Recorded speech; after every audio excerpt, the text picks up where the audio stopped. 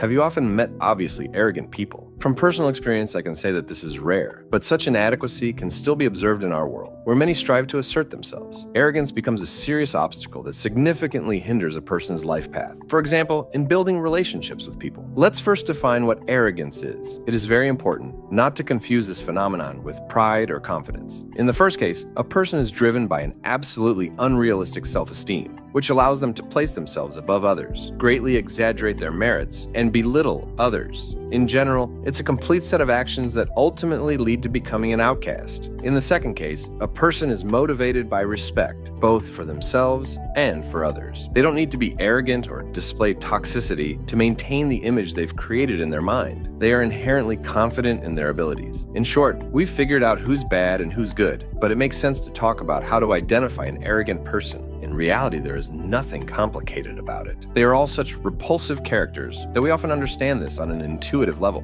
We don't need to go through any thought process to understand that our classmate is a dubious character if he constantly boasts about his new phone while making demeaning jokes. The scale of the situation changes as life goes on. In school, it's about phones. At work, it's about cars. And yet, this is just one of many ways to display one's less admirable qualities. So, I believe the only right move is to simply be vigilant, to use common sense, to not let words slip by, and to pay more attention to how people around us behave. Everything becomes clear immediately, and we don't even need those strange tips from Google. You know what I think? It will probably be much better to just give examples of arrogant people and where their arrogance has led them. Mario Balotelli, one of the most talented footballers of his time despite his terrible character. The most powerful teams fought for this guy. It was all simple for him. Keep trying, keep training, and future trophies await you. But after moving from Italy to England, changing teams and coaches several times, his career declined. Now he's a player for a Turkish club that isn't even competing for top positions. And there are plenty of such examples. Take the same Byakuya before his first defeat. Interestingly, it turns out that heroes only change after they encounter someone brave enough to challenge them. However, we're not in a cartoon, and the chance of such a thing happening in real life is slim. Nevertheless, any arrogant idiot is better off not taking risks because they live among people who have recently watched TV shows with cool guys. Okay, it's all jokes. Clearly, if we're speaking seriously, guys, be reasonable. Avoid idiots. And now we're not just talking about arrogant people. Besides them, there are also liars, hypocrites, and just unpleasant individuals. Everyone has dealt with different types. And most importantly, it's not just about avoiding such individuals, but specifically not becoming like them. At the end of the video, I want to show you the farewell speech of perhaps the greatest coach in football history. Despite all his achievements, he gives credit to players and fans no less than to himself.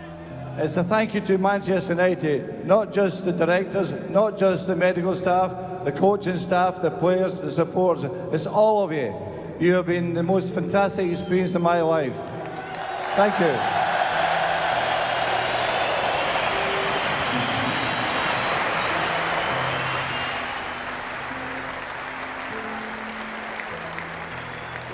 I have been very fortunate.